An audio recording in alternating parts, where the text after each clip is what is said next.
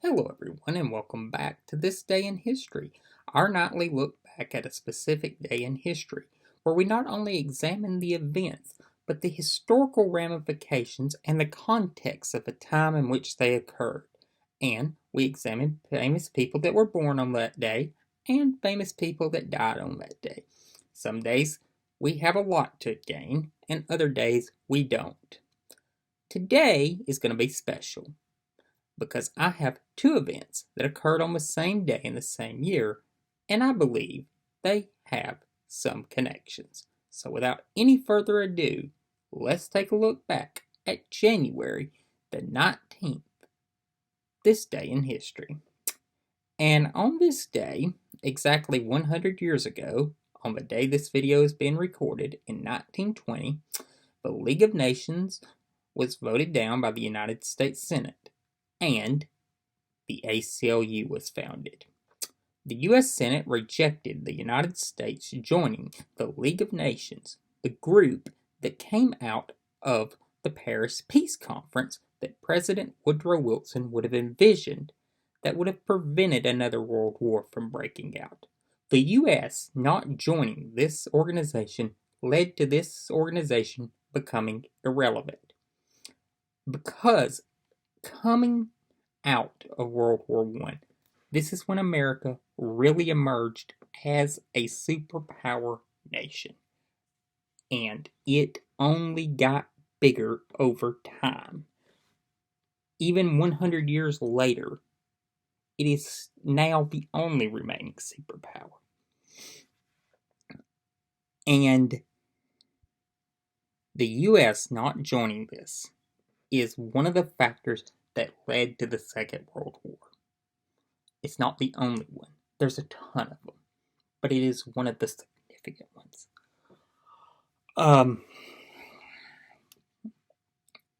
The ACLU, of course, is a civil rights organization that protects civil rights and civil liberties. They support organizations and groups that are totally opposed to their mission when they feel that their civil liberties are being trampled on. They stick up for abortion activists and anti-abortion activists. They support horrible groups, right, to have freedom of speech. And people that oppose those groups as well. They will support someone's right to wear religious paraphernalia in the workplace and oppose government-sponsored and endorsed professions of religion. It is really one of the groups in the country that does what it says it's going to do. And I think that is to be admired. I can't say enough good things about the organization. It is truly a good group and good organization. Now, to births. On this day in 1982, in South Bend, Indiana, Pete Buttigieg was born. Buttigieg, of course, is the former mayor of South Bend, Indiana from 2012 till 2018. 2019. Buttigieg burst onto the national scene when he first ran for DNC chair in 2017, and he came up short in that race, but it provided him a national profile. And one thing that people were blown away with was his oratory skills and his approach. In 2019, he announced that he was running for president.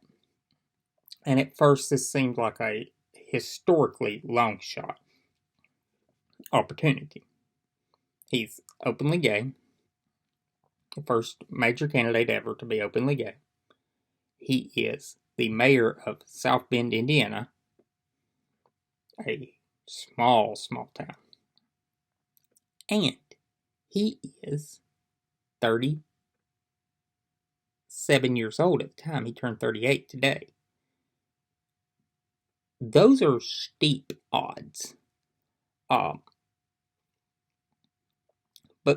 over time, Buttigieg has really risen in the polls. The thing that really set wind in his sails in this campaign was an appearance at South by Southwest. CNN hosted a town hall on a Sunday night. He was the last candidate interviewed that night, and his performance just blew everyone away. And they're like, wow. And he has a book that I encourage everyone to read, The Longest Way Home. Shortest Way Home. Shortest Way Home. And it is amazing. And his performance in the debates, his speaking ability, his clear-headed understanding of the issues, really has struck people. And they see him as a generational candidate. History has yet to determine how he'll do in this race. But I think it's worth watching. And I also wanted to note his birthday because of the historic nature of his candidacy and the fact that we are in an election year. And also, I think it would be kind of funny that a president would have a birthday the day before Inauguration Day. Some deaths that occurred on this day. In 1997, James Dickey died at the age of 73 in Columbia, South Carolina. He was the 18th Poet Laureate of the United States, and he would later write a book called Deliverance that would be later made into a movie. And it touches on some very disturbing topics, but is a great piece of American cinema. It is so much more than the rape scene. It is so much more than the dueling banjos. It is a deeply difficult movie to watch, but also one of those movies you have to watch if you're going to understand rural America. Also, the film was shot partly in my mother's home, the town she grew up in for the first 10 years of her life, Sylva, North Carolina. And it is a beautiful part of the world.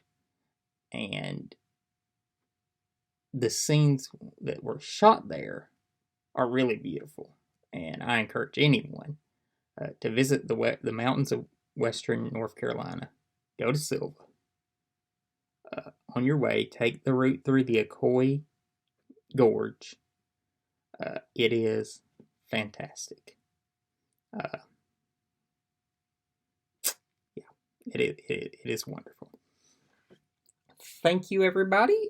We'll be back tomorrow. As always, please hit the subscribe button, the bell notification icon to be alerted anytime I post new content.